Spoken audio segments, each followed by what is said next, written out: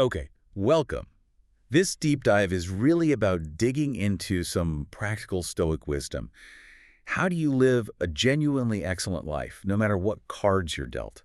We're talking about the life you're given, not maybe the one you would have chosen. Right, and that takes us straight to a really core metaphor from Epictetus. He talks about life being like a play, and you're an actor in it. Okay. But here's the thing. You don't get to pick your character, that assignment. It belongs to the playwright.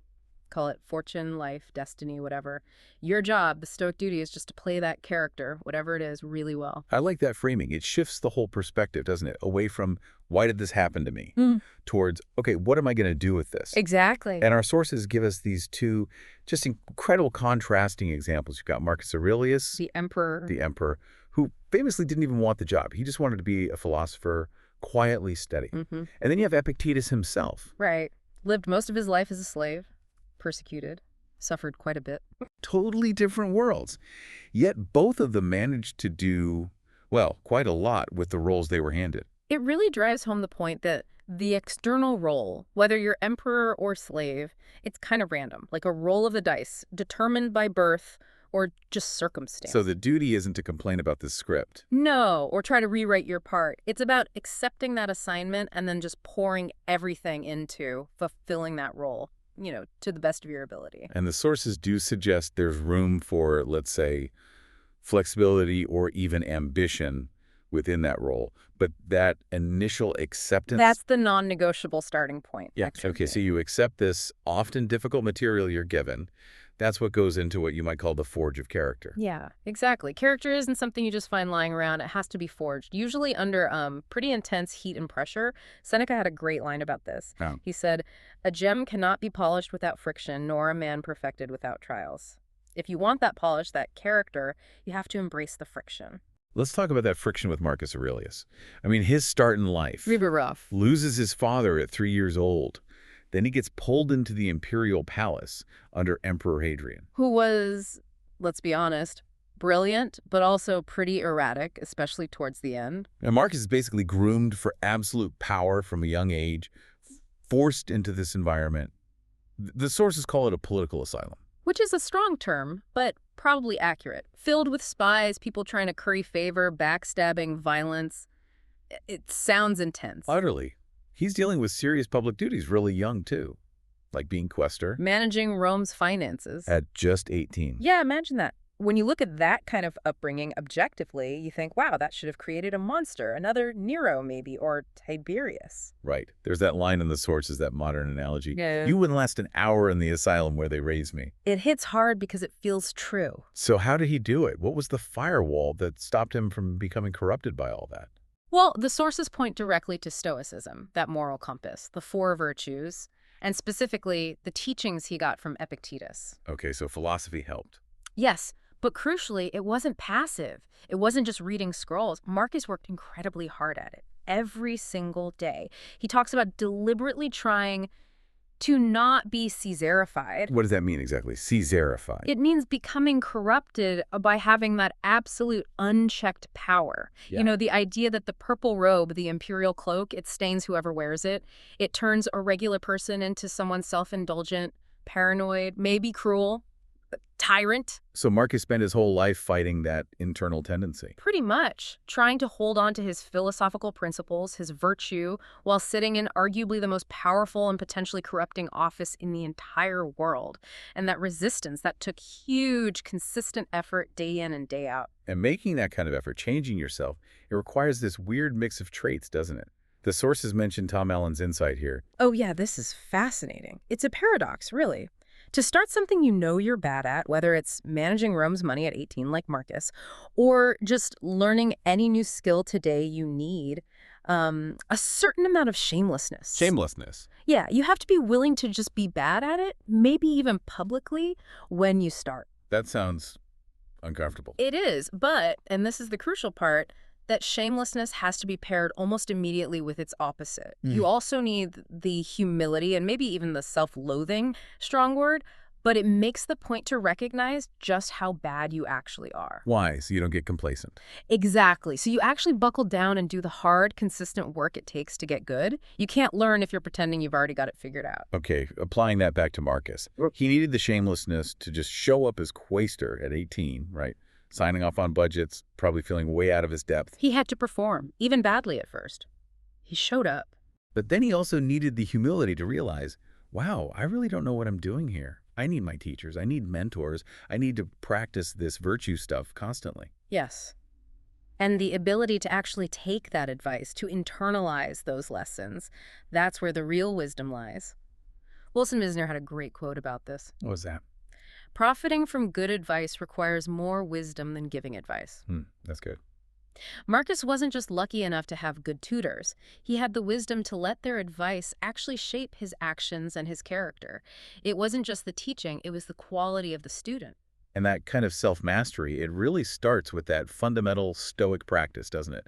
The dichotomy of control. Oh, absolutely. Bedrock stuff. Epictetus called it separating what is yours from what is, well, not yours, external. He said the chief task in life is basically figuring this out, what's actually under your control, which boils down to your choices, your judgments, your intentions. And what isn't? Everything else, basically. Externals. Where do you look for good and evil? Not in those uncontrollable externals, he said, but within myself to the choices that are my own.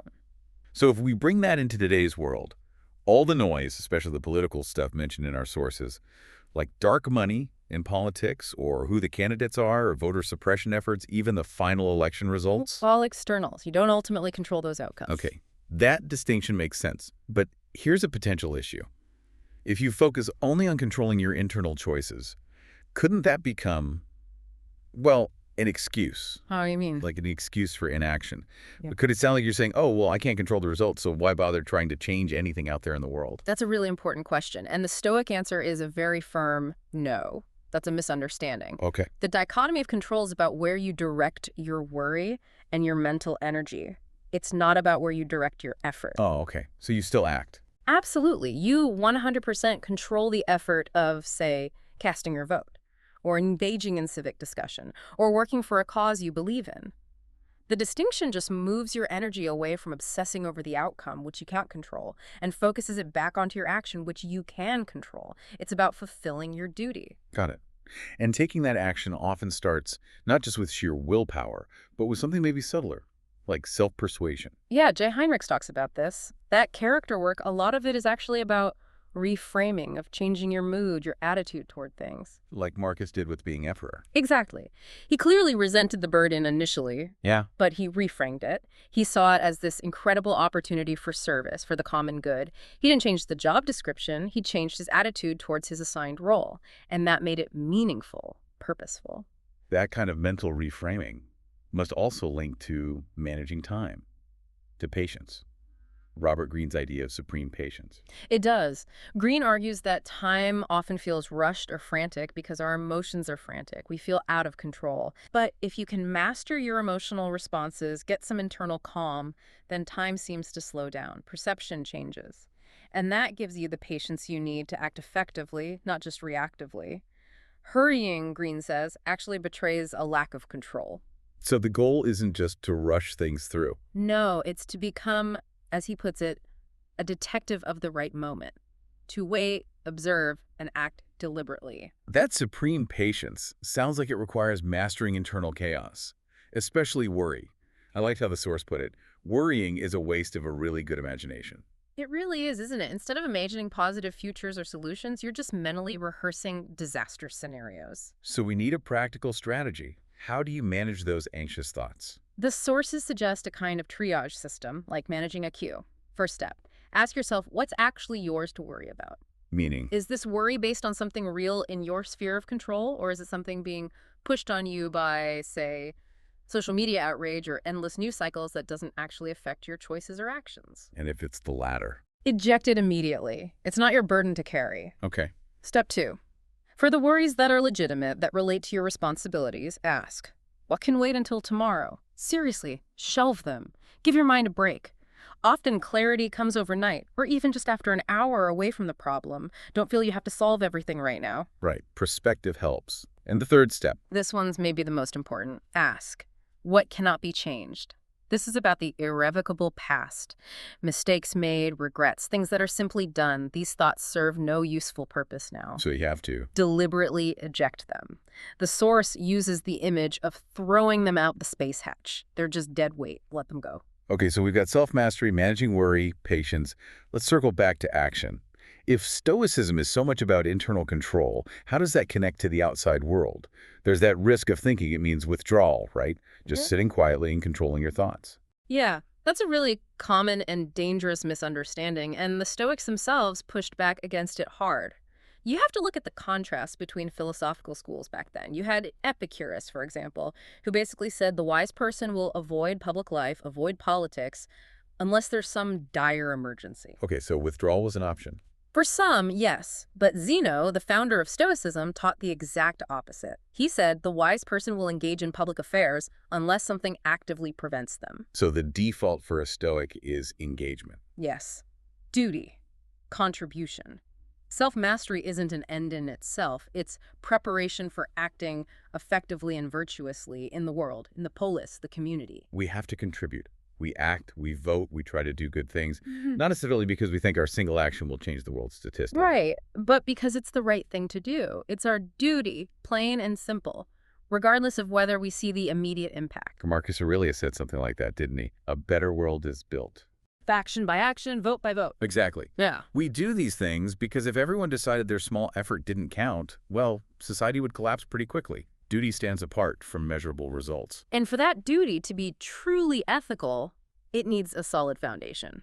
That's where the idea from John Rawls comes in about insistent rules. Yeah, Rawls gives us this great thought experiment for figuring out fair rules. He asks, what rules would we all agree to if we made them before we knew anything about our own position in society?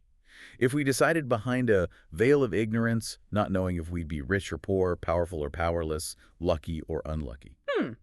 So you'd want rules that are fair no matter where you end up. Precisely. Your ethics, your sense of duty shouldn't change depending on whether you're the emperor or the slave. It reinforces that Epictetus idea. Yeah. The role might be random, but your character, your ethical choices are up to you.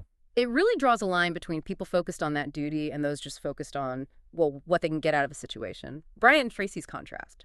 Right. Tracy says successful people tend to look for ways they can help others, opportunities for contribution. Whereas unsuccessful people are always asking, what's in it for me? Exactly. And Marcus, who had literally all the power to just extract pleasure or wealth, consciously chose the path of service instead. But that path, Yeah. all this self-control, constant duty, fighting corruption, Yeah. it sounds incredibly hard and maybe quite lonely. Oh, definitely.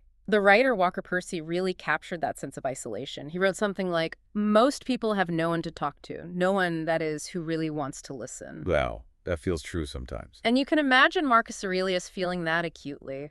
His meditations, they weren't written for publication, they were his private journals. Basically talking to himself. Yeah, because who else in that palace, with all the intrigue, could he really trust with his deepest ethical wrestling, his doubts, his struggles? So in that kind of isolation, where do you find support? Companionship. Well, the sources suggest a couple of reliable companions. First, books. Hemingway famously said, there is no friend as loyal as a book. Marcus certainly had his books, as Epictetus. Exactly. And second, friends. Real friends, though even that requires some wisdom. How so? There's that lovely Spanish proverb, he who has a good friend consider himself rich. Which is true. But you balance it with the Arab proverb, visit rarely and you will be loved more. So it's about finding that balance, deep connection, but also respecting boundaries and not overwhelming people. Something like that, cultivating quality over just quantity, perhaps. Okay, we've talked a lot about friction, duty, hardship. It sounds quite grim in places.